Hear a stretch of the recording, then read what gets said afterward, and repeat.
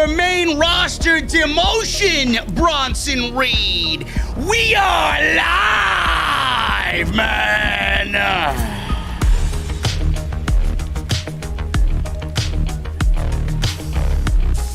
Bronson Reed and Adam Cole are the main event tonight. Didn't sit well with me as Bay sends Bronson Reed more than likely right into Bruce Pritchard's office. Raquel Gonzalez. She's the NXT Women's Champion. But Dakota Kai says, not on my watch. There's nobody left except for me. And Samoa Joe takes it upon himself, gathers all the paperwork, and gets William Regal to sign his reinstated status on the NXT active roster and grants him an NXT Championship match at TakeOver 36 against Karrion Kross. Ladies and gentlemen, we're going to go over all this, plus all your NXT news for the week on the only show you need on your Tuesday night.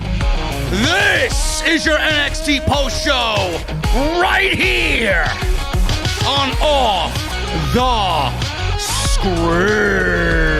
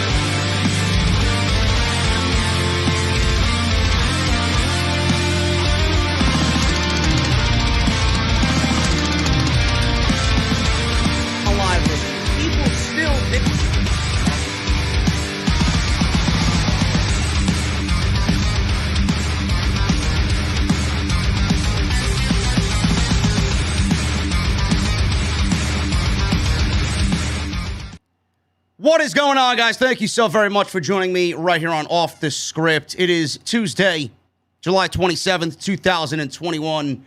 I am your host, JD from New York. Welcome to the OTS venue here on Off the Script. We got a lot to go over tonight, man. Adam Cole, Bronson Reed, Samoa Joe resigns from a management position in NXT and is now the number one contender for the NXT Championship at TakeOver 36. We are going to go over that, as well as Dakota Kai turning on Raquel Gonzalez. And that is your NXT Women's Championship going into TakeOver 36, man. Like I said, we got a lot to go over tonight, and I thank each and every one of you for joining me here on what was a pretty decent episode of NXT, man. You know, NXT usually have consistent shows, man. They've been a little bit better than what we have seen of them before we actually got fans back in attendance. They've always been okay. It's never been bad. It's just boring. There's really nothing there outside of Joe and Regal and Cross that really feels like the old NXT. And I think a lot of people really feel that way, have been feeling that way for a very long time. And that's the same old song and dance for NXT. It's usually never bad. It's just very uneventful. If you missed it, you ain't missing anything.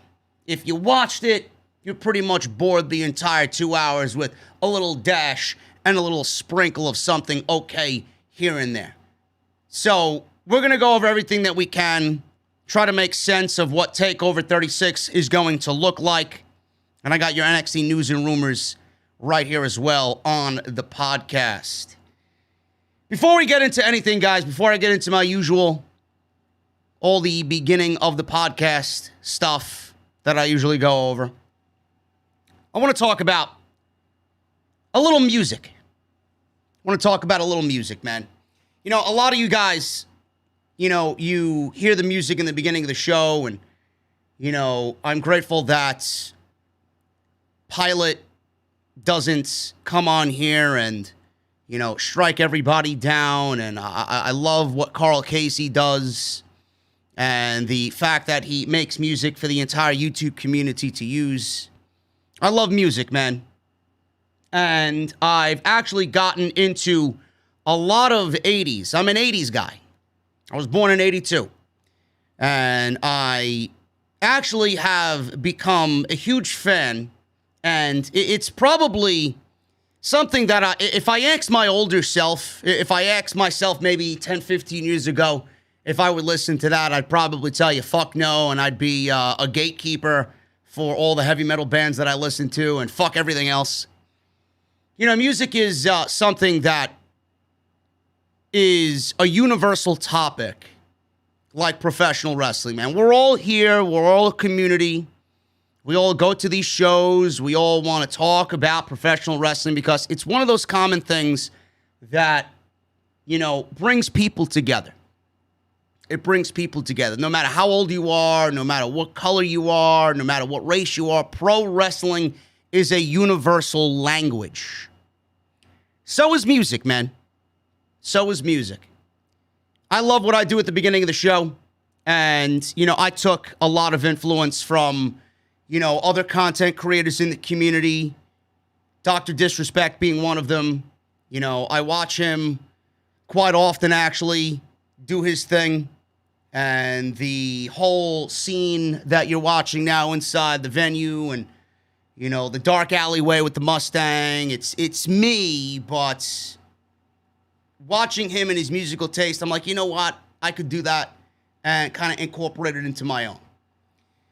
And the reason why I talk music, man, is because I love the synthwave in the beginning of the show, but at heart, I'm a heavy metal guy. I love my old school thrash. I love my death metal. That's me. You know, my musical taste isn't for everybody. You know, you throw on some Exodus, you throw on some Creator, you throw on some Cannibal Corpse, you throw on some Cryptopsy, death metal bands that you probably never even heard of before. Malevolent Creation. You know, that's my jam, man. I grew up with that. I was influenced by that going through the whole music phase in my life. I gave up baseball to play guitar.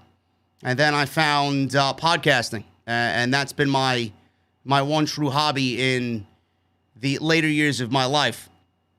You know, I grew up on Metallica. I grew up on Slayer. I grew up on Sepultura. You know, the Cavalera brothers, they were a huge, probably the biggest influence on me and my brother Frank while we played music. And I remember when we were growing up, listening to music and getting acquainted with the sounds, the beautiful sounds of lead guitar, rhythm guitar, and hearing Tom Araya of Slayer just fucking yell, and hearing Max Cavalera in his guttural voice just ring out through the house, man. You know, my brother picked up a drum set. I picked up guitar. We emulated what we heard. You know, one of my earlier influences as far as getting into music, as well as my brother, was Korn. Everybody loved Korn, man. You know, David Silveria, the old drummer for Korn, he was a huge influence on my brother and what he actually learned in the beginning stages of his musical journey. Another one of those guys was Joey Jordison. And he was the original founder and the original drummer of Slipknot. And he passed away today at the age of 46. He passed away in his sleep.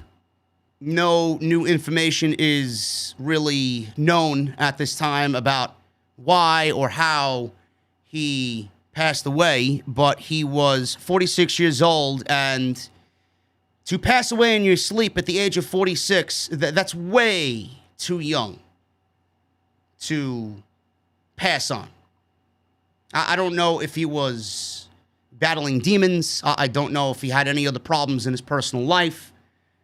I don't know, man, but 46 years old, it sounds a little bizarre for him to be passing away in his sleep. But I remember when I just found Slipknot. I was still in high school, and it was one of those things, man. You know, all these bands went hand in hand. Slipknot, Fear Factory, Soulfly, Machine Head, Testament. All these bands are just very synonymous with what me and my brother did when we were in high school. Joey Jordison was the original drummer of Slipknot, and I remember when I first found Slipknot's debut album. I went to Tower Records in New Rochelle. It was on Central Avenue in New Rochelle. And my dad used to take us out every weekend, and, you know, he used to take us to, dinners, and we used to go shopping, and, we did the family thing on either Saturday or Sunday. So, he was a big music guy. We walked into Tower Records, and, my first album that I was gifted by my dad was Rob Zombie's Hellbilly Deluxe. You got to love some good old Rob Zombie. And we had money that we gotten from allowance. And I seen Slipknot's debut album on the shelf. There was nothing on the cover of the album. There's no words. There was no album title. There was no band name, no band logo. It was 9 guys dressed up as fucking circus clowns. 9 guys wearing creepy masks. So I looked at my brother. I'm like, this sounds heavy. Or this looks heavy. Let's pick this up. And I bought it. And I was excited to get home and go listen to it. Didn't hear one single track before I actually made that purchase. I get home. I take the plastic off the fucking album. And I go down into the basement, the family room. And I pop the CD into the stereo. And the first song that comes on is Nothing But Static. Nothing But Static. I think the track was like a bunch of numbers or something like that. And then we go into track 2, and I hear the song title, Sick. S-I-C, minus the K. And this song comes on, and I'm jamming out. It's fucking heavy as shit. And the ending of the song comes on, and it's still something I have on my Spotify playlist right now. The ending comes on, and it's one of the most breakdown, groovy fucking just balls to the wall riff that you hear, man. You got Corey Taylor just fucking laughing and screaming, the word sick at the end of the song. My dad comes down the staircase. He's looking at me and my brother. He's like, what the fuck are you listening to?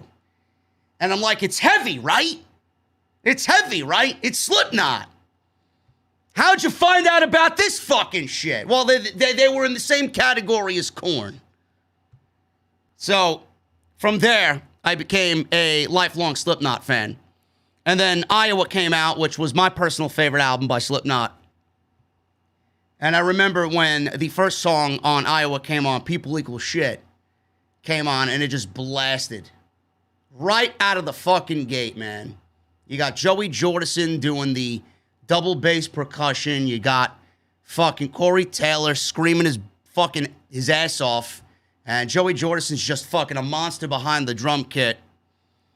That man influenced a lot of people, man, in the heavy metal community. He influenced a lot of fucking people. He influenced me. He influenced a lot of people I know. He influenced my brother to where he is today with what he's doing with Legionary. Slipknot brought the blast beat.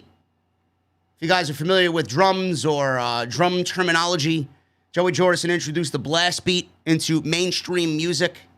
Slipknot debuted at number 4 with Iowa on the Billboard Top 200. It was the first time, I think, in history, a modern-day, quote-unquote, death metal band. I wouldn't necessarily call them death metal. I would say that they were a mix of new metal and then obviously with death metal influence. It was the first band, I think, in modern day history with death metal influence, with death metal just aspects, that broke into the top 5 in the Billboard Top 200. They brought death metal to the mainstream. They brought the blast beat to the mainstream. Joey Jordison is an influence and an inspiration that was taken from a lot of people too soon, man. Taken from a lot of people too soon. He influenced my brother, like I said, and he will continue to influence people for generations to come. And it's said that someone put it best on social media, man. You know, as we grow older, a lot of the musicians that we grew up idolizing and just fucking loving listening to, going to concerts, seeing them, maybe meeting them, getting their autograph, having a word or two with them, if you're lucky enough. A lot of the musicians that we grew up idolizing and the pro wrestlers that we watch as kids at an early age, you know, this is what happens. You know, they're either getting too old and they pass on, or they're taken from us way too soon, like Joey Jordison. And a lot of people in the wrestling industry, too many to fucking name at this point. But the fact that he passed away today at 46 years old, there's a lot of people in the heavy metal community, a lot of people in music that are memorializing him and going over what he did and talking about the sheer influence that man had on a lot of people and their playing. So if you guys are fans of Slipknot, Joey Jordison passed away at the age of 46, and I just wanted to give you guys a couple of my own personal takes on me growing up and, you know, obviously getting into Slipknot and my love for heavy metal, man. So thoughts and prayers to his family and the band.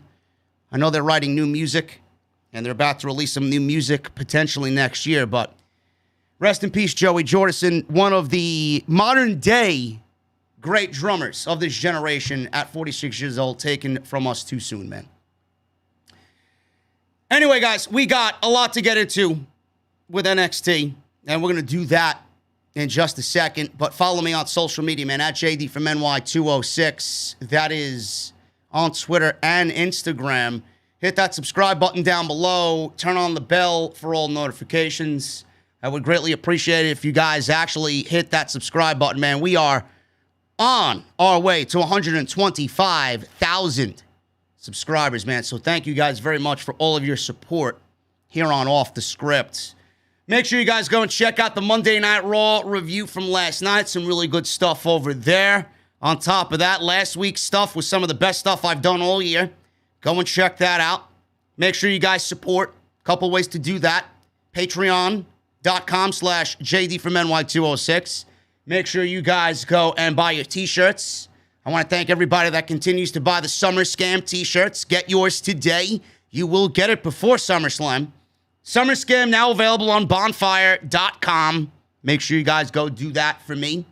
And today's show is sponsored by my great friends over at Homage. That is Homage. If you guys are loving vintage and retro collections, if you guys are a big fan of retro and vintage t-shirts, Homage is awesome. So you guys are going to use the link that I provided down in the description. You'll see it right at the bottom of the page. Go and check that out. You can use code SCRIPT at checkout to save 20% off, or you guys can actually use this QR code that you see on the screen right there, and you can scan that, and it'll take you right to my page, and it'll apply the code immediately for you right there using the QR code. So that is homage.com. That is HOMAGE.com for all your retro and vintage t-shirts, man. NXT. We went right into the top of the show with Tomasso Ciampa and Timothy Thatcher versus Oney Lorcan and Pete Dunne. This was a very fun tag team match. The big thing that came out of this match was the return of Ridge Holland. Now, I didn't really know a lot about Ridge Holland when he was first on the scene in NXT. All I remembered was that Triple H and NXT were very high on him. They looked like they were going to be pushing him. He's got a lot of potential, and he's got some subtleties of an early Brock Lesnar about him. I don't know whether it's his size or the way he moves in the ring or the sheer power that the man possesses, but he's got some aspects of an early Brock Lesnar. So he came back tonight, and that was the big thing about this match.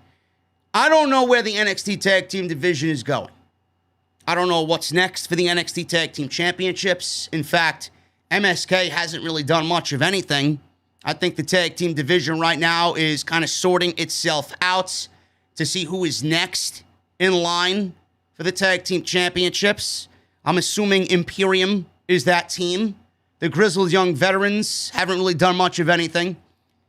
Ciampa and Thatcher, they lost to MSK at the last TakeOver. Pete Dunne and Oney Lorcan, I don't see them going up against MSK.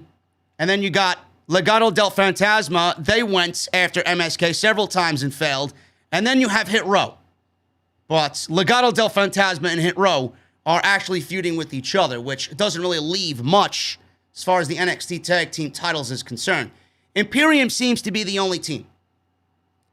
But with Ciampa and Thatcher, it's an interesting possibility. And I will go over in a second why I think Tomasso Ciampa and Timothy Thatcher is an interesting possibility. So Ciampa gets the hot tag. There was some nice back and forth between Timothy Thatcher, Toothless Timmy, and Pete Dunne. There was nice back and forth between Thatcher and Lorcan as well. Two hard-hitting guys slapping the shit out of each other. So Ciampa gets the hot tag. He cleaned house. He ran wild with some lariats. Ciampa was targeting Pete Dunne and his arm. Lorcan tried to make the save, but he was grabbed by Thatcher in an ankle lock. Lorcan was pulled out of the ring by his ankle. Ridge Holland then all of a sudden appeared in the crowd, and he made his return to NXT. He attacked Thatcher on the outside behind the referee's back with a lariat, laying him out at ringside. Lorcan was then free to jump into the ring, breaking up a submission hold that Ciampa had on Pete Dunne. Ciampa then kicked Lorcan out of the ring. This allowed Dunne to recover and execute a bitter end, which was enough to pin Tomasso Ciampa. Holland got into the ring, and after the match, he jumped Thatcher.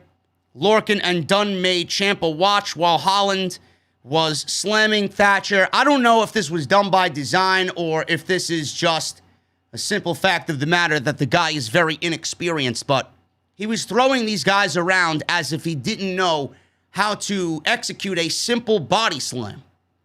So he was throwing them around quite forcefully. So he threw Ciampa, he threw Thatcher, and then after it was all said and done, Ciampa got laid out with a big headbutt by Ridge Holland, and that was it. So Holland is back with Dunne and Oney Lorcan. We're missing Danny Burch, who I believe is out with injury still, because that was Oney Lorcan's original tag team partner. This was the original group that was led by Pat McAfee when he was feuding with Adam Cole in the Undisputed Era, if you guys remember.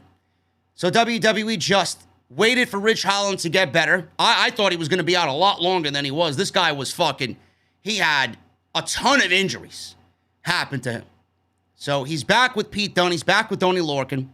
And apparently, Timothy Thatcher and Tomasso Ciampa, I don't know where they sit right now.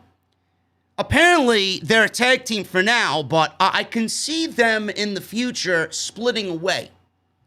I can actually see Thatcher joining Pete Dunne, Oney Lorcan, and Ridge Holland when all is said and done. And I say this because it looks like Johnny Gargano may be going babyface. I don't know if they're really going to push him to be a babyface. I don't. This is just me making a prediction. But I think after all is said and done with Dexter Lumis and Candice LeRae and Indy Hartwell, I think Johnny Gargano is probably best on his own as a babyface and going back to that Johnny Wrestling persona. What if Johnny Gargano and Tomasso Ciampa reform DIY and they go after the tag team championships and Johnny Gargano is the one to come and save Tomasso Ciampa when Timothy Thatcher inevitably turns on Ciampa. I think that could be a great story to tell there. Ciampa and Gargano versus Pete Dunne and his guys. Ciampa and Gargano go after the tag team championships, whether it's against MSK, whether it's against Imperium, whether it's against the grizzled young veterans. There's a lot of great matches to be had there. Ciampa isn't going after the World Championship. I don't see him going after the World Championship. Johnny Gargano was pretty much used as a foundation to get Cross over the hump and move him on to TakeOver. He isn't going after the World Championship. I could see DIY getting back together. I don't see these guys going to the main roster, if that's what you're wondering as well. How long are they going to be in NXT? What if Ciampa goes to the main roster? What if Johnny goes to the main roster? No. Those guys are lifelong NXT guys. I don't see them going anywhere, but I do see DIY making a return again. And it's got to be different. They've done everything they could as singles. What if they join forces and go after the tag team championships? So that could be something that NXT may be looking at. We don't know. Again, it's just a prediction. So let me know what you guys think about that. But Rich Holland is back with NXT, and he joins Pete Dunne like he was originally supposed to when Pat McAfee was the leader of this group. So, after all of this, the next segment is Samoa Joe. He arrived to the building. He was in the back in the parking lot. And he came out to the ring to a big pop at the Capitol Wrestling Center. And he was wearing his new Provoke Me t-shirt, which looked great. I may have to pick myself up one of those. Provoke Me. Joe had a steel chair. He threw it in the ring. He went underneath the ring. He had a little tabletop table that he threw into the ring. And he had a NXT official folder with him. So Joe takes the microphone and has words for Karrion Kross, who was not in attendance tonight. Joe knows Kross is too much of a gutless coward to be in the building tonight after what he did to William Regal last week. Joe asked William Regal to join him in the ring. So Regal's out there. Joe has a folder with NXT paperwork in it on the table. Joe sees all of the anger flowing from William Regal. He's angry about what happened with Kross last week. Joe knows Regal is going to fire Kross tonight, but he has a much better solution. Now, we don't know if Kross was going to be fired or not. I think Joe was just saying that.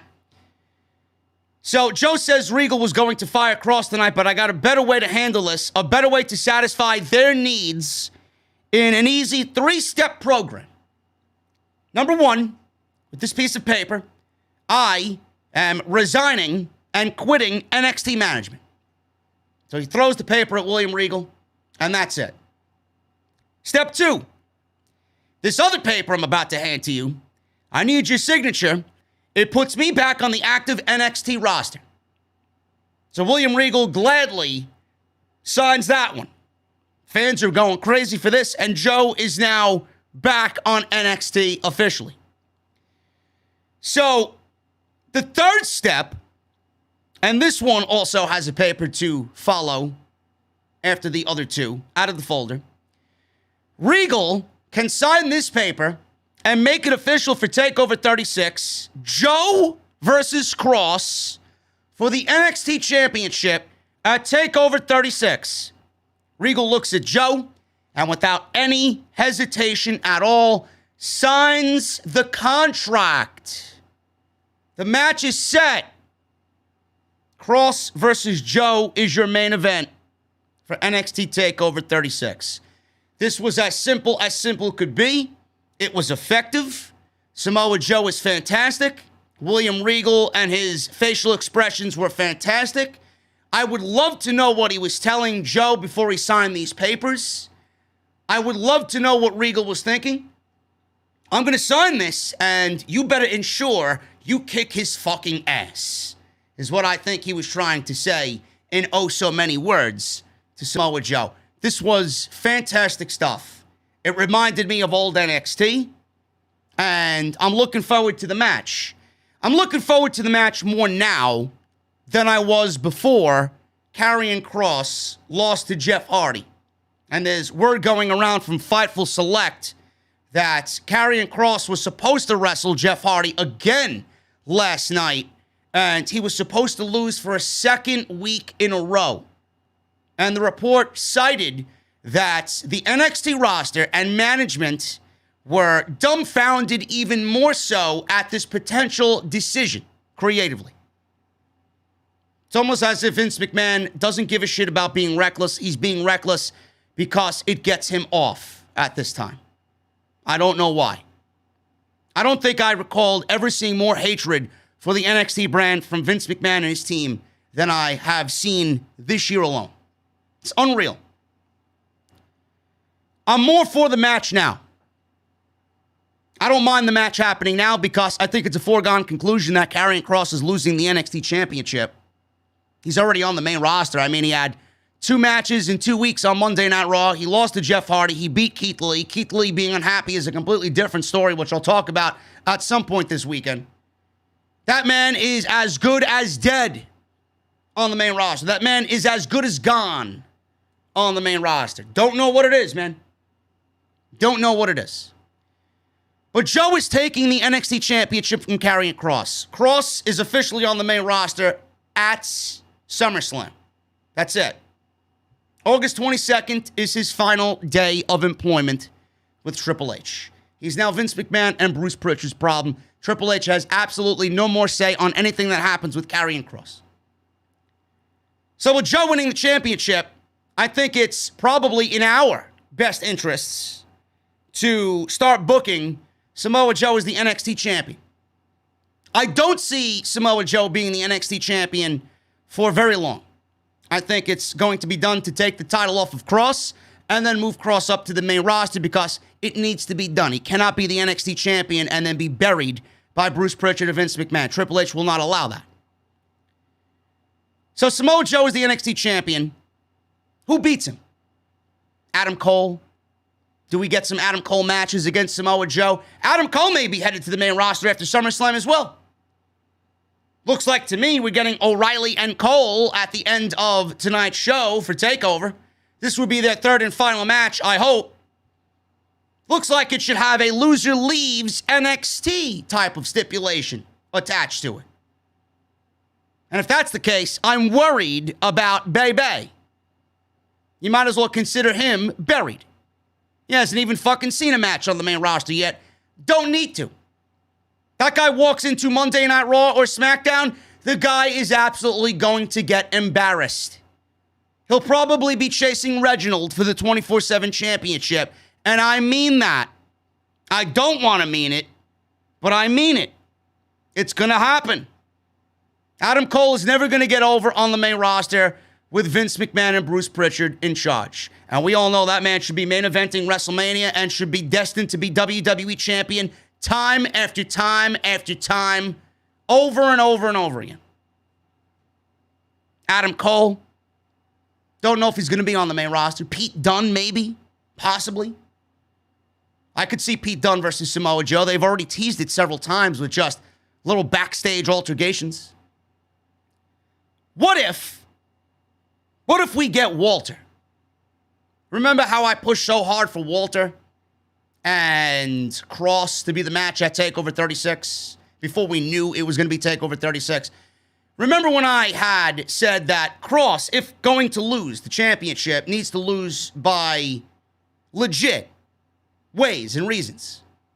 And the only one guy that is as legit as anybody else in the entire company is Walter. That's the one guy that should take the title off of Karrion Kross.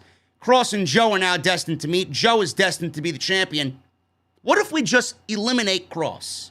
Sent him off to the main roster. What if we get Samoa Joe versus Walter for the NXT Championship? Now, Walter is still the NXT UK champion. And WWE, instead of giving us the match with Ilya Dragunov and Walter at an NXT UK taping or possible takeover for that brand, they're moving it to TakeOver 36 SummerSlam weekend. Now, they cited Walter having a legit injury. I don't know if that was the case. I'm calling bullshit on that. I really am. I honestly think they said, you know what? Let's change plans. Let's come up with a reason to delay this match, and we'll do it SummerSlam weekend. It feels that since they moved it to TakeOver, SummerSlam weekend, with fans in attendance, it now more than ever feels like a title change is about to happen. And I feel like Ilya Dragunov is going to be the new UK NXT champion. And that would leave Walter with his first loss on the NXT brand, which, you know, all good things must come to an end. But that's NXT UK. Now, if he loses the championship and he comes over to NXT local and he works on USA Network every Tuesday, where Imperium has been for the last 6 months to a year, what if we get Walter versus Joe, with Walter taking the title off of Joe and Walter being the guy to have another 800 days as NXT champion? You know the body of work that Walter has. You know he's going to deliver TakeOver level performances every championship match he's in. And he's a guy that could easily be looked at to beat Samoa Joe after Joe takes down the somewhat unbeatable Karrion Kross. I think that's the best way to go about it. Then NXT can probably go back to being in the same boat that they were in with Kross. How do you find somebody that's going to take the title off of Walter? Does that person even exist? I don't know. But it looks like we may be heading towards that, and I think that may be the right course of action here. Walter being the NXT champion? Sign me up. Sign me up for that one. So we may be looking at that being the road for Samoa Joe after he takes care of Karrion Kross at TakeOver. So we'll see what happens. So we got LA Knight. They were on a golf course this week. And Cameron Grimes, to the moon! To the moon, Cameron Grimes! He was LA Knight's caddy. And I thought these skits and these vignettes today were absolutely gold. These were the best things about NXT tonight outside of Joe and William Regal. These are great. And I remember I called for LA Knight to lose the initial championship match that these guys had. Give it to Grimes. Give it to Grimes. I can actually sit here and tell you guys for the first time in a long time, I'm wrong. I was wrong. Giving LA Knight the championship was absolutely the right decision in the end. Because if it didn't happen that way, then we wouldn't be getting Cameron Grimes as the butler, the servant to LA Knight, and we wouldn't be getting these skits. But I know it's going to be a big deal in the end when Cameron Grimes wins that $1 million championship and puts to bed the prick LA Knight. I think this shit is fucking fantastic, man. This may be one of the best storylines in all of WWE right now. Outside of Roman Reigns and what he's doing, this is the best storyline in all of WWE. And I mean that. These two guys are fantastic. LA Knight has been a home run in the last several months. Cameron Grimes has babyface fucking written all over him. And I mean top babyface written all over him. He just comes off as if you just naturally want to cheer him. And that is awesome. It really is. So they're on the golf course, and Cameron Grimes is dressed as a caddy, and Knight is playing some golf while Grimes is washing LA Knight's balls. Golf balls. Get your mind out of the gutter, geeks. Washing his golf balls. And Knight wants his driver. So Cameron Grimes pulls out a sand wedge, and LA Knight scolds him for it. It's the one that looks different from all the others, you fucking idiot. So LA Knight had to get his own driver. Grimes then bets $1,000 that he will hit the ball in the trees. So the bet is raised to $5,000, and then Knight ends up hitting the golf ball into the woods, and Grimes is taunting him, saying that he owes him $5,000. This was great stuff. This was just one of many that we've seen tonight. NXT Breakout Tournament, first round match, Josh Briggs versus Carmelo Hayes. This was one of the matches that I was looking forward to in the tournament.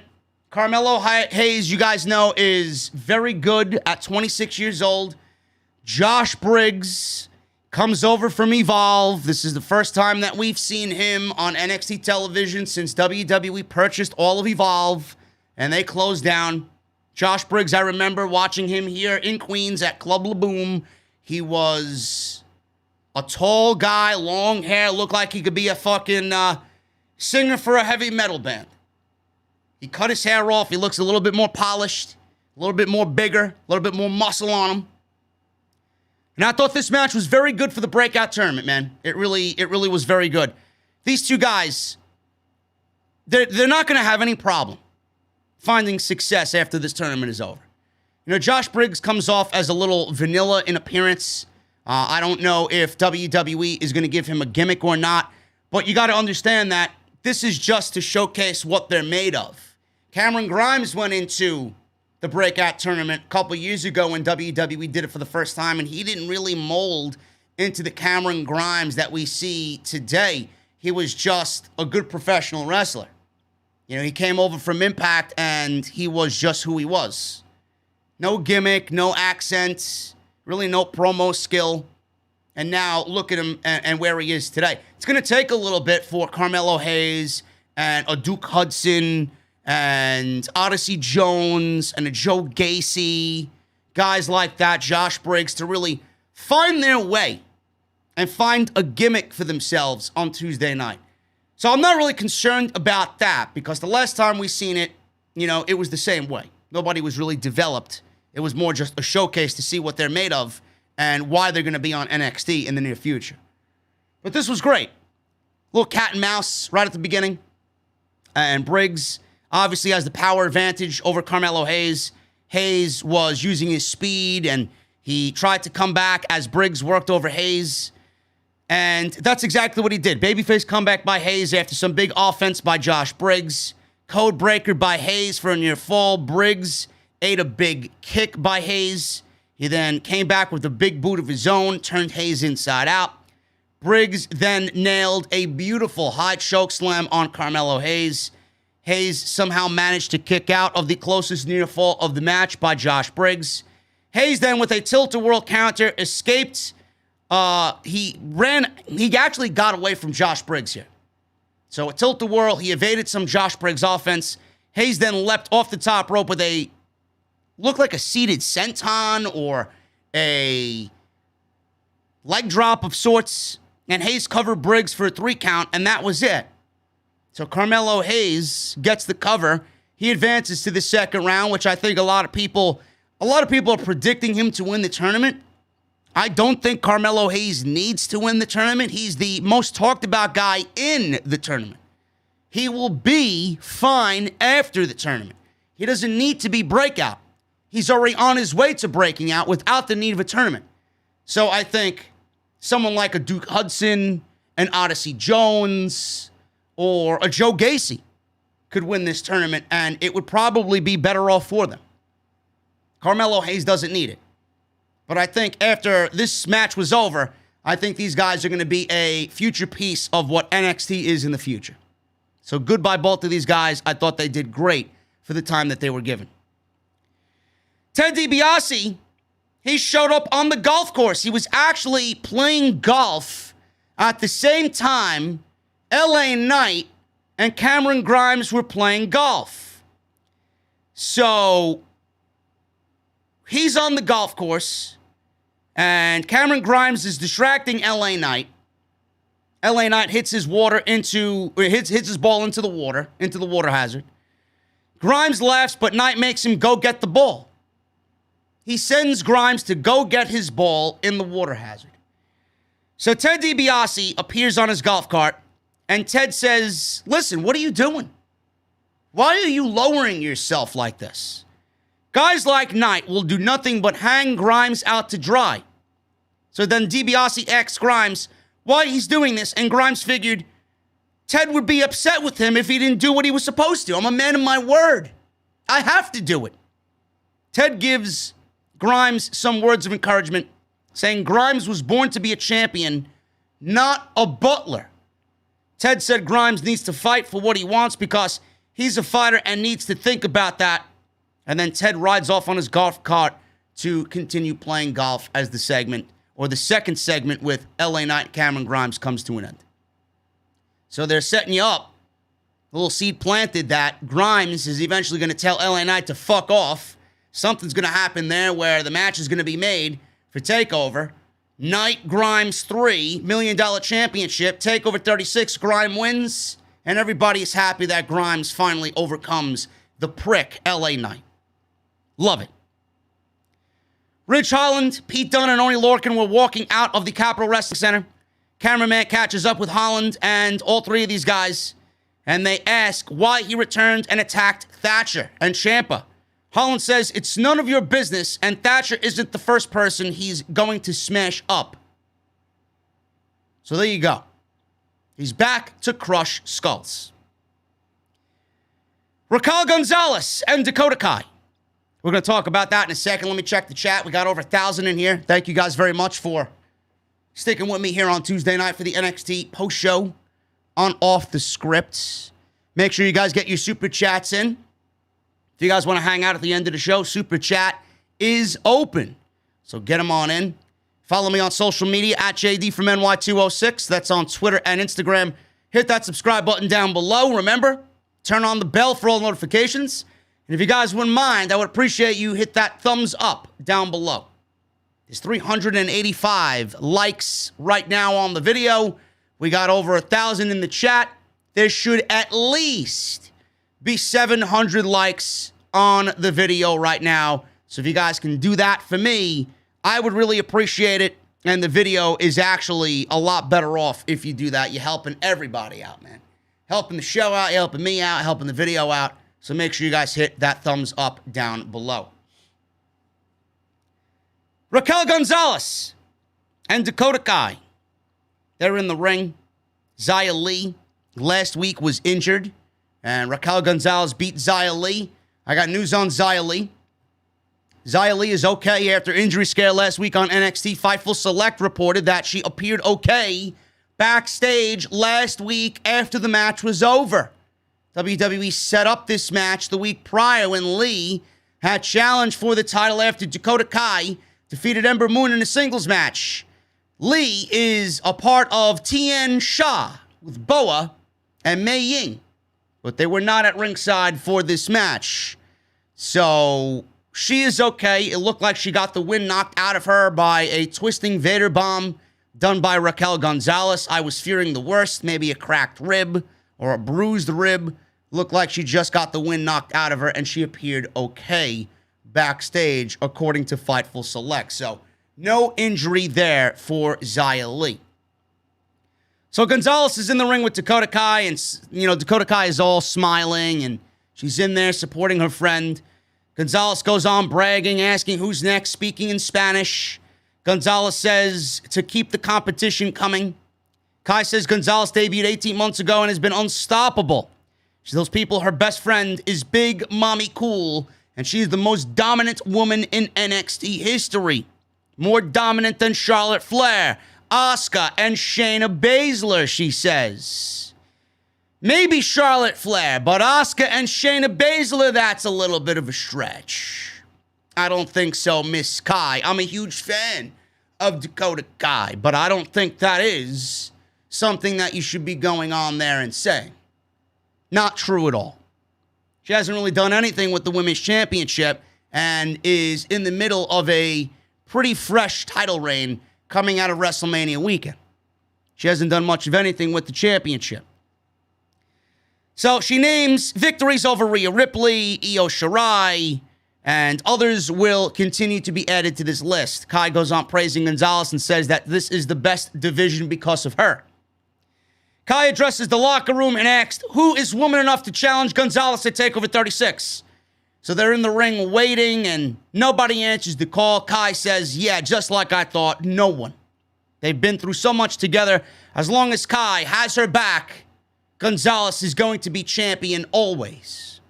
So they pose together, And Raquel Gonzalez's music hits, and she's posing in front of fans. Gonzalez takes the title to the corner and is posing to the fans against the barricade. And all of a sudden, Kai suddenly nails Gonzalez in the back with her running haluva kick, turning on Raquel Gonzalez. Fans are booing. More boos for Dakota than there would be for Raquel.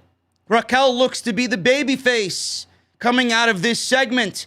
Kai grabs the title, kneels over Gonzalez, and she taunts her with it. She drapes the title over Gonzalez, stands over her, pretty much angry at this point, exits the ring, and Gonzalez is looking on at Kai almost as if she wanted to break down and cry. So Dakota Kai and Raquel Gonzalez are going to be your Women's Championship match at TakeOver 36. I don't know what this means for Raquel Gonzalez. I said it a couple weeks back. I have this sneaking suspicion that Raquel Gonzalez is going to be main roster bound for whatever reason. I don't know why. I could be off. I could be wrong on that.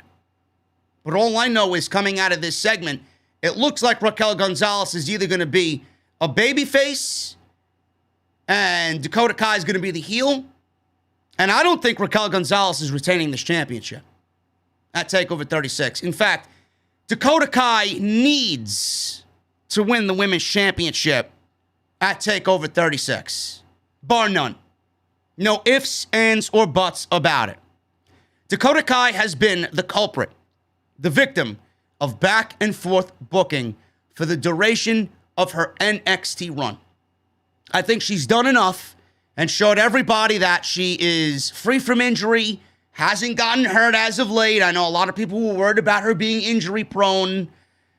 I think Dakota Kai has done enough to stay away from injury for a very long time.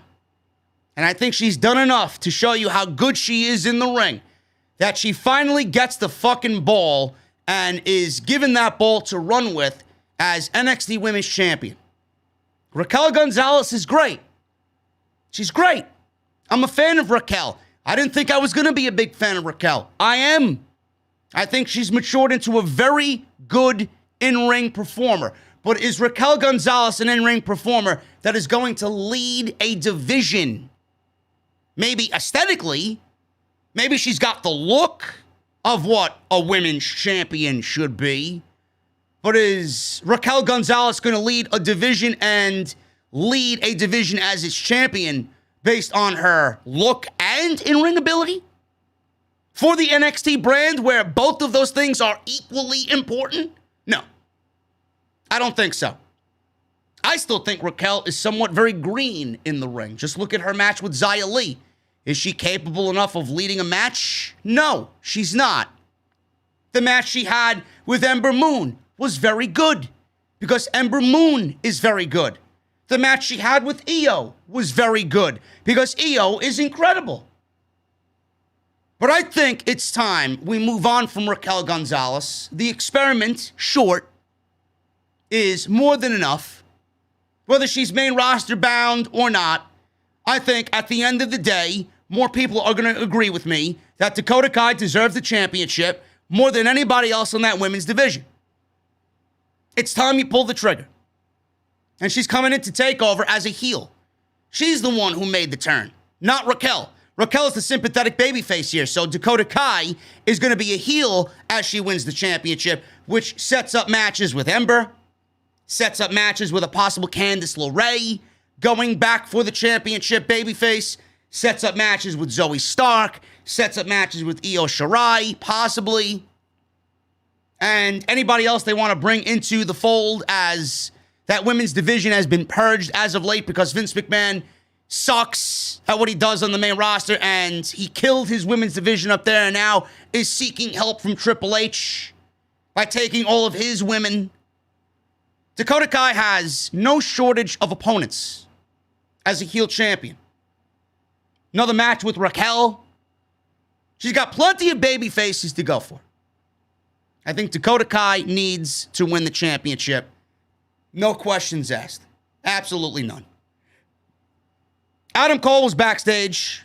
He had words for Bronson Reed and Kyle O'Reilly. He goes on to say Reed lost the NXT North American title because he's not good enough. Oh, yeah, he's good enough. Just the fact that Bruce Pritchard and Vince McMahon felt like they needed to bury not one but two of Triple H's top guys. It's not good enough. Cole doesn't give a damn about Reed's 14-year journey because tonight there will be another sad chapter written courtesy of Adam Cole. Baby. There you go. Io Shirai and Zoe Stark were training. Shirai is working out by herself when Stark says she doesn't have to work out alone. Let's form a bond. We're a team now. Io Shirai doesn't like the idea of having a relationship with Stark. Stark makes her case and Shirai eventually agrees to train, but still doesn't like Zoe Stark. That makes two of us. WWE apparently loves Zoe Stark. They're pushing her to the fucking moon. Stark says she may not like her, but that will change. Stark suggests that they hang out, telling Shirai just to trust her. Shirai says fine and walks off.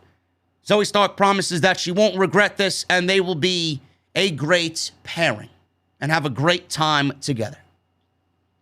Mandy Rose was backstage talking to Gigi Dolan and Jacy Jayne, but we can't hear anything that they're saying, so we haven't gotten any update on why Mandy Rose is in NXT. No explanation from Mandy Rose or NXT announcers or main roster announcers at all why Mandy Rose isn't on Monday Night Raw. No word from Dana Brooke.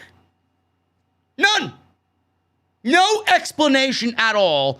Now this is going on 3 weeks that Mandy Rose has been on NXT. Not one single explanation. I don't get it. Kayden Carter and Kacy Catanzaro, they defeated Franky, Monet, and Jessi Kamea. Where Aaliyah is in all this, I don't know. She walked out, seemingly on her way to the main roster, has yet to debut on the main roster. Maybe they're saving her for the draft. I don't know. Maybe they're saving her for after SummerSlam. I don't know. Looks like she'll be fitting in on Monday Night Raw, being that SmackDown has gotten Tony, Shotzi, and Tegan. And we'll get Sasha back whenever she decides to come back. At this point, I can see why that woman doesn't want to come back because the divisions are awful. But Kayden Carter and Kacy Catanzaro get the victory here with a interruption, or interference, I should say, from Franky Monet. So Carter took advantage of this distraction, stuns Monet with a kick.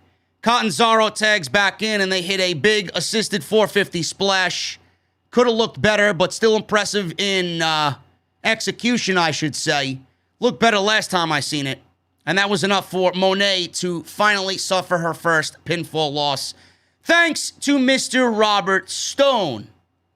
So he jumped on the apron, threw something at her, and starts yelling at Monet to finish Kayden Carter. To finish Kayden Carter off, and it's all because of Mr. Robert Stone that they lost. And it looks like Kayden Carter and Kacy Catanzaro may be looking at those tag team championships, being that they are the only other tag team right now on NXT that's worth anything in that women's division. Wade Barrett had a sit-down interview with Malcolm Bivens and Roderick Strong of Diamond Mine. As you can see why Roderick Strong is not the leader of this group. It is indeed Malcolm Bivens. Why Roderick Strong is not the main guy that's going to be doing the talking. It's going to be Malcolm Bivens. Roderick Strong is not a good promo. Strong did talk about how he couldn't break through the drama of the Undisputed Era, and Bivens called him and reminded him of who he was, and that's when he knew the Diamond Mine was for him. Bivens praised Strong as one of the best wrestlers in the world, calling him a leader. Bivens says no one could bring Strong back except for him, not even NXT General Manager William Regal. Barrett brings up Bivens gunning for the NXT Cruiserweight Championship from Kushida and asked if the real big money match next is Strong versus Bobby Fish. I wouldn't necessarily call that a money match. It's just in the light of everything that's going on, it's the next logical step in Roderick Strong chasing Kushida for the Cruiserweight Championship. Bivens agrees and the match is set for next week. Strong says when he finishes off Fish next week, this will be over and the Cruiserweight Championship will be top priority. Imperium versus Hit Row. Tag team action here. I was looking forward to this just to see what WWE would do with Hit Row and Imperium, because I said to myself, well, Imperium looks to be a tag team that is gunning for the tag team championships. They definitely feel like the number one contenders. And Hit Row, they're hot. And Triple H is allowing them to do whatever they want. And they can't suffer a loss because they're the hottest act in NXT right now. But as far as the outcome goes, I'm okay with it. I'm okay with what happened here in this match. Now, as for the match, it was fine. Nothing crazy. Fabian Aichner and Marcel Barthel are fucking fantastic. I love these guys. They remind me of what Sheamus and Cesaro did as the Bar on the main roster for so many years. They are NXT's version of the Bar. Fantastic tag team is Fabian Aichner and Marcel Barthel. Barthel pinned Adonis after a run-in by Santos Escobar and Legado del Fantasma. Imperium was getting the better of Adonis for the first half of the match. And then Top Dollar, no dollars, half of a dollar. He wasn't too bad tonight. He got a hot tag. He absolutely mowed down Imperium. So he goes on to go and beat up both guys of Imperium. Hit Row was looking strong as we go to commercial break. Imperium were back in control. So they were getting more heat, more offense on Adonis. And hot tag again to no dollars. He cleaned house this time on Imperium. Adonis tag back in. Then Legado del Fantasma for a run-in. You know, Top Dollar wasn't bad here. He did a jumping knee strike. He did a modified people's elbow. He did some shuck and dive. Dropped the big elbow drop. He did a nice-looking sidewalk slam. He did a nice stinger splash in the corner. Do I think Top Dollar is ready to be on NXT television in a wrestling capacity? No. I do not. Swerve? Absolutely. One of the best things in NXT. Adonis? Yeah. B-Fab? She's a great mouthpiece. But Top Dollar, he needs a little bit more seasoning. A lot more seasoning, to be exact. So, Isaiah Swerve Scott, B-Fab were in the corner of Hit Row. Raul Mendoza and Joaquin Wilde attacked Scott at ringside, which got the attention of Top Dollar. This distraction allowed Imperium to deliver the Super European Upcut Doomsday Device Powerbomb that they have as a finishing move. Barthel covered Adonis for the pinfall, and that was it. Imperium beats Hit Row, thanks to Legado del Fantasma. And we're getting that match next week. It's going to be Raul Mendoza and Joaquin Wilde versus Top Dollar, No Dollar, and Ashanti the Adonis. Next week, tag team action. I'm okay with Hit Row losing because of Legado del Fantasma. Imperium could not lose because they're the number one contenders and have been the number one contenders for the tag team championships against MSK. You can't have them take a step back when they're chasing the championships. Hit Row are not chasing the championships yet anyway, so they're okay to suffer a loss. And it was done by distraction, so it's not really that they lost clean. They weren't put over clean. Doesn't matter. So the interference and the distraction is okay by me. Adam Cole and Bronson Reed was your main event. This was very good, as predicted. Bronson Reed is excellent. Adam Cole, one of the best wrestlers on planet Earth. So anything that he's a part of is going to be awesome. So the commentary team obviously played up the differences between Adam Cole and Bronson Reed. Obviously, you can see who the bigger guy is. Reed was throwing his weight around, squashed Cole early in the match, countering a suplex. Cole targeted the knee like any smart wrestler would do against a big guy like Bronson Reed. Cole kicked Reed in the knee, knocked Reed off the ropes. He was working over Reed's leg, talking some trash while doing it. Cole got squashed in the corner. Reed followed with a big belly bump, and Reed gets a near fall. Reed countered And actually, Cole countered Reed. Cole countered Reed and nailed an enziguri. Reed came back with a counter of his own that led to him dropping Cole into a beautiful Death Valley driver. Near fall for Bronson Reed. Adam Cole with a 2 count on Reed after a running kick. He was throwing some super kicks around when Reed caught Cole's foot. Reed was then making a babyface comeback. He chopped Cole's chest repeatedly during the ref's 5 count in the corner. So Cole kicked his injured leg out from underneath him. Cole went up to the second turnbuckle. Panama Sunrise on Bronson Reed. And he only got a 2 count at Adam Cole. So Cole pulled down the knee pad. He was going for the last shot. Cole ate a lariat from Reed that turned him inside out. Then Cole ate a power bomb.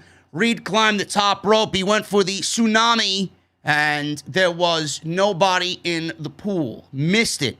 Cole delivered the last shot. Cole covered Reed. 1, 2, 3. Adam Cole beats Bronson Reed. Good luck on the main roster, Bronson Reed. Kyle O'Reilly ran down as Cole was celebrating on the ramp, attacked him with a steel chair, choking him on the throat with the steel chair. O'Reilly then looked to brainbuster Cole on the ring steps. Cole is down, and that was pretty much the show went off the air. And that was it. Brainbuster on the steps. Cole was selling the attack on the outside. O'Reilly stood over him, and that's the way NXT went off the air. Certainly looks like we're getting Adam Cole versus Kyle O'Reilly at TakeOver 36. Don't know if it's going to be a loser leaves NXT match, but it certainly feels that way to me. Certainly feels that should be the stipulation going into TakeOver. If you guys are watching NXT like I'm watching NXT, and you're looking at everything that's happening so far on the show, Karrion Kross versus Samoa Joe for the NXT Championship, Adam Cole versus Kyle O'Reilly 3 could be a stipulation. Loser leaves NXT match. Walter versus Ilya Dragunov for the NXT UK Championship. Dakota Kai versus Raquel Gonzalez for the NXT Women's Championship.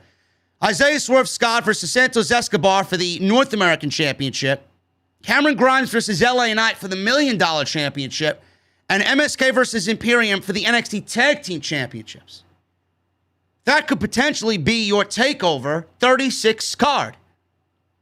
And I got word tonight that they're doing TakeOver inside the Capitol Wrestling Center again.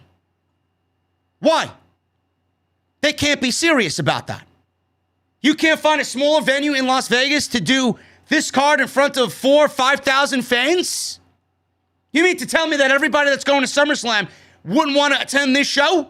You couldn't find 4,000 or 5,000 people that's going to SummerSlam, 60,000 people inside Allegiant Stadium to fill a small venue for this TakeOver show? NXT TakeOver needs to get the fuck out of the Capitol Wrestling Center. Get it out. If you wanted to keep it in Orlando, find a different venue that's not the CWC. That building does not deserve that type of TakeOver card. You could be looking at the best TakeOver card all fucking year. Why? I don't get it. I don't want to dip into my conspiracy hat, but part of me thinks that Vince McMahon doesn't want NXT in the same fucking town as the main roster for SummerSlam. Now, again, it's a conspiracy. It's a wild accusation. But it wouldn't be the first time WWE does something negative to NXT to stop their momentum so the main roster doesn't suffer because of it. Now, Vince only wants to kill their talent. Bullshit. Anyway, I got some news on Bronson Reed, being that he was in the main event. Bronson Reed talked about the main roster rumors that he could be heading to the main roster. He was interviewed this week, and he said this, and I quote, about a potential brand switch. For the time being, I'm still in NXT, and I love being in NXT. And when I lost that North American Championship, I knew straight away that everyone on Twitter and Instagram, I knew that was going to be what everyone thought, because I'm like, okay, that makes sense. That's what people think. But it is something that I look forward to doing. I look forward to doing more with NXT But at the same time, as a kid growing up, as such a big fan, I want to be in the Royal Rumble. I want to be on SummerSlam. I want to have my WrestleMania moment. So to be able to do that, you have to be on Raw or SmackDown. End quote. And then he talked about his match before tonight's show against Adam Cole. He says, this is a match I think, not only myself, but I think the fans want as well. When it was announced, there was a big buzz online. I don't know about all that, but I don't know where he's looking online. We brushed shoulders backstage before, but we've never done it in the ring. So it's definitely a clash of styles. Myself and Adam Cole wrestle very differently. And he's seen as NXT's top guy. I believe he's the number one guy for NXT. And for me, to be there with him means I am up there with him as well. I am that main event caliber, but to beat him would be definitely cement on top of me being one of NXT's best. End quote. Well, he lost. He's on his way to the main roster now. Even more so, people are going to begin to talk. And I think Bronson Reed has major star potential. I just don't get why anybody sits there and believes Bronson Reed's going to do anything on the main roster when Vince and Bruce and Johnny People Power had Keith Lee on the main roster for an entire fucking calendar year and have done nothing with him. What makes you think Bronson Reed, who's coming in, who looks exactly like Keith Lee, is going to do anything differently than what Keith Lee did? You got to show me that you are going to push him. I'm not expecting this guy to go to the main roster and be fucking pushed like a guy that I think he could be. I'm expecting him to go up there to get buried. Karrion Kross lost his first match because WWE is creatively bankrupt against Jeff Hardy. I don't give a fuck who you are. It is wrong to beat your undefeated NXT champion in 90 seconds on the main roster. And the word going around is that he was going to lose again last night if Jeff was on the show and didn't catch COVID. I'm sorry.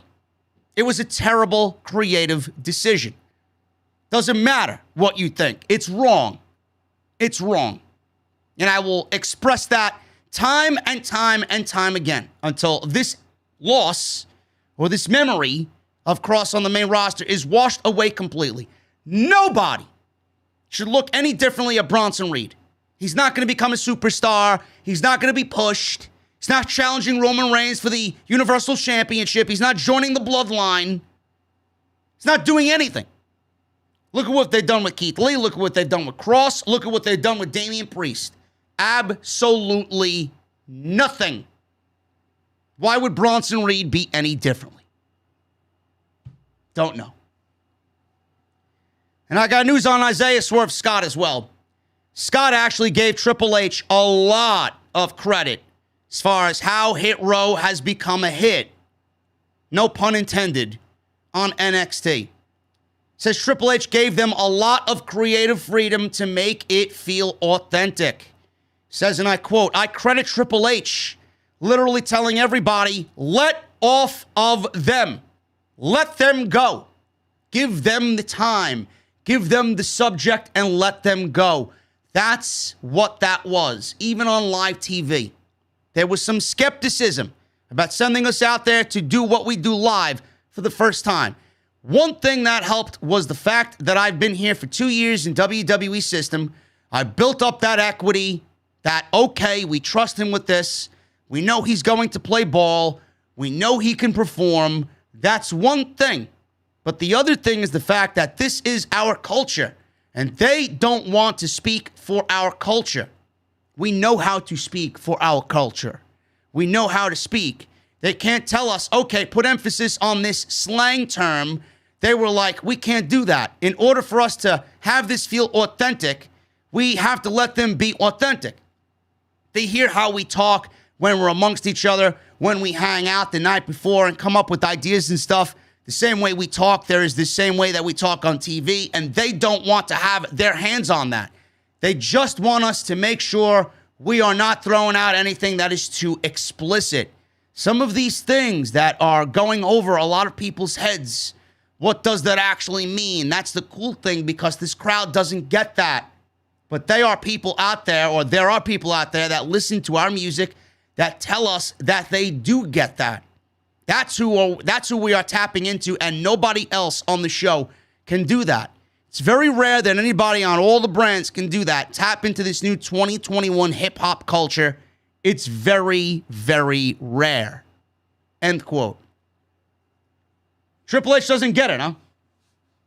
Triple H is out here making legit superstars. Can you imagine what Triple H is feeling? How fucking down Triple H feels on all the talent that have gone on to the main roster that should have been success stories and failed. Can you imagine how Triple H is feeling knowing that NXT is the true feeder system for Tony Khan and AEW? You know what that man is probably feeling right now? I don't want to know. But the man continues to turn out superstar potentially after superstar potentially after superstar. And Hit Row is no different. Now, I'm not a big fan of the group. I think they're fucking great. But I'm not going to sit here and start praising them after they've just gotten, on TV a couple of months back. Isaiah Swerve Scott just won the NXT North American Championship. I want to see them mature and develop and grow. That's the part I enjoy most. See them mature and grow. But the one thing I love is that Triple H gets it. If Hit Row was on the main roster after what I just read to you, do you think Vince McMahon's going to let them go out there and do and say what they feel is authentic to them to get the group over? You'd probably have some geeky white fucking nobody writing for these fucking guys, trying to fit into their culture, meanwhile not having a fucking clue about what's going on, has no idea about any type of hip-hop music. Can you imagine that? Can you imagine Vince McMahon trying to write for people like Hit Row, a group like Hit Row? That would be a colossal fucking embarrassment of epic proportions. Triple H is admitting it without actually admitting it. I don't know anything about this. All I know is that you guys look fucking money together. I know I got something with all four of you together. How about you go out there and make not only yourselves look good, not only the brand look good, but me look good? Because what you guys are doing right now is exactly how I'd run the ship if I was the captain on the main roster. Now you're getting a glimpse at what Triple H would do with talent that he has firsthand in building. Hands-on effect with Triple H. You got to love it. You got to absolutely love it. So that's the reason why Isaiah Swerve Scott and Hit Row have gotten off to a great start on NXT. Nobody is telling them what to do. Swerve has been given the ball, the trust by management to go out there and build equity within Hit Row and on NXT to make the brand, the group, and Triple H look like money. And good on Triple H for doing that, man. I feel bad for the fucking guy after what happened with Cross. He had nothing to do with any of that. It was beyond his control. Happy birthday to Boss Man, by the way. Today was Triple H's birthday. That's all I got for the NXT post show. Hopefully you guys enjoyed what I brought to the table tonight. We got 1,100 people inside the venue. And if you guys want to get your super chats in, get them on in, man. We're going to hang out. I got my cold beverage ready to go. I got some music queued up. Get them on in. And let's have a fun time here, man, as we close out the NXT post show for July 27th. Make sure you guys hit that thumbs up, man. We only got 500 likes. I asked for 7. Where are you? We need 200 more likes. Hit those thumbs up, man. Hit that subscribe button as well down below. Turn on the bell for all notifications. If you guys missed any of the content on the channel last week, go and check it out. Lots of stuff on the homepage. And go check out Homage, man. Homage.com. Use the link down below that I provided for you. Go get yourself some retro t-shirts, some vintage t-shirts, and use code SCRIPT at checkout for 20% off. Let's start at the top, man. We got Haley Lucas with a $5 super chat. Rest in peace, Joey Jordison. Indeed. Rest in peace, our heavy metal brother, Joey Jordison. Thank you, Haley.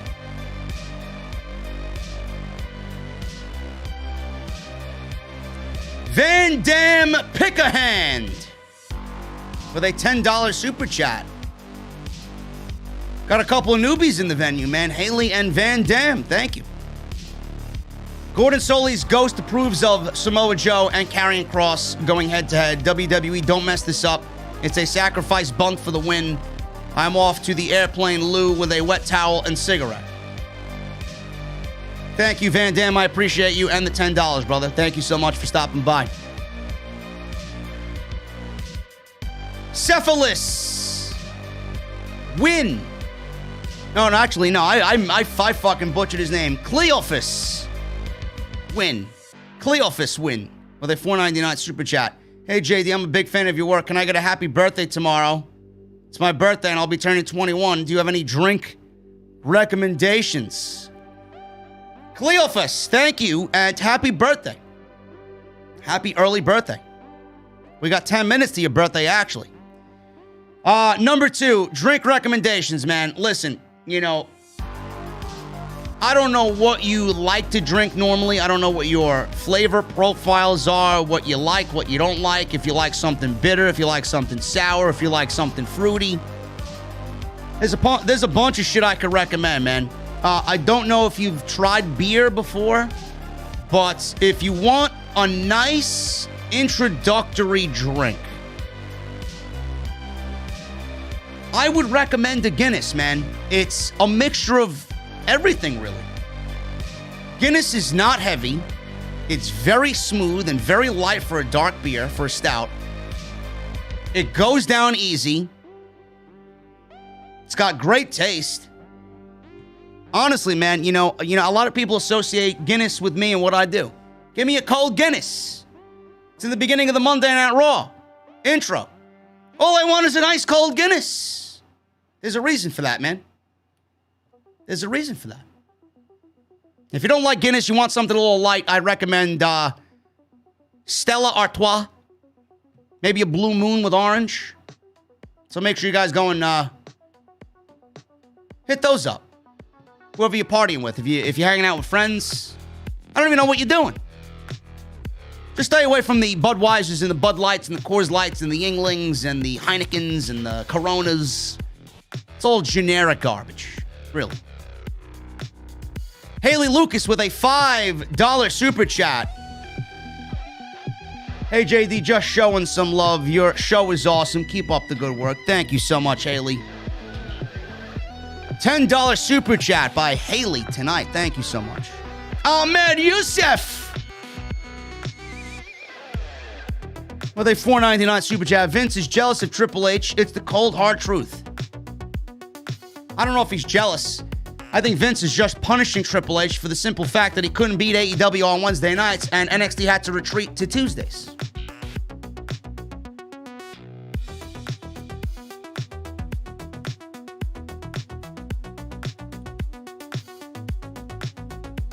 Eddie Hazard with a $9.99 super chat.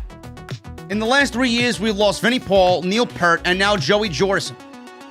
Someone should form a protective circle around Mike Portnoy. We also lost Brazo de Plata of CMLL fame today. Yeah, man, Mike Portnoy's a fucking beast, bro. He made a public statement about Joey Jordison today on Facebook, I believe. Thank you, Eddie, for the $9.99, brother. Furious Nation with a $5 super chat. What's up, JD? What are you drinking tonight, bro? What I always drink every stream, my brother. Liquid Death. It's my favorite sparkling cold beverage for the streams. It's seltzer. It's seltzer that's carbonated like beer. That's why I drink it. It goes down easy. It's not very bubbly like normal seltzers. I love it.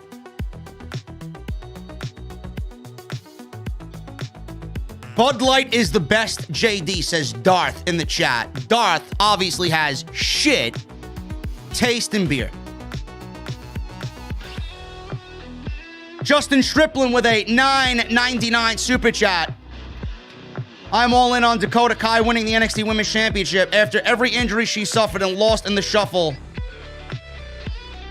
And the shit booking she's been through, she deserves to be NXT Women's Champion. Yes. I agree. Dakota Kai needs to win that NXT Women's Championship. No more back and forth booking with Dakota Kai. No more. You either go all in or stop using her to put other people over, man. When is it her time to shine? She hasn't even had a run with a championship, period, man. They gave her the tag team championships with fucking Raquel, and they lost them in the same night to Shotzi and Ember. Manzac 11 with a $100 super chat. As a guy who's been around NXT since the beginning, it's pretty damn sad to see what it's become. I honestly don't know what to do if I were NXT in this situation. I had some good storylines written down for 2021, but they were pretty useless now. Manzac, it sounds like you actually worked for NXT. Don't tell me you used to write for NXT or work for NXT. With that $100 donation, brother, that's very, very, very generous of you. Very generous, man. I appreciate you. Let me know what you mean by that, Manzac. Were you part of the creative team? You've been around NXT. You had some storylines written in 2021, and they were pretty useless right now watching what's going on with the brand. I don't know. What does that mean, brother? What does that mean? Half the time, I don't even want to fucking be on here talking about NXT. That's how fucking boring it's become. As soon as Morrow left, the soul of NXT went with it. I truly mean that.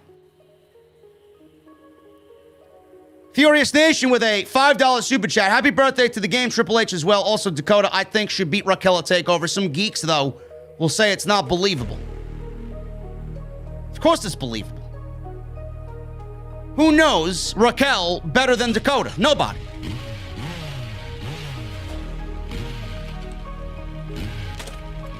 Jacob Donnelly with a $5 super chat. I went to a Slipknot show back in 2008, and it was unlike any show I've been to. Eyeless rules, and Jordison will be missed.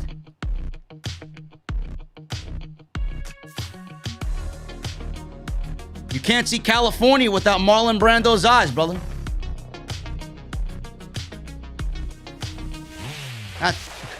That song was fucking crazy, man. Imagine the first time hearing that fucking song. Can you imagine that shit? Unbelievable. Rest in peace, Joey Jordison. Guys, that's all I got for you. It's a slow night. I guess you guys didn't want to chat tonight. Don't worry, I know you're saving it for SmackDown. I know you're saving it for AEW.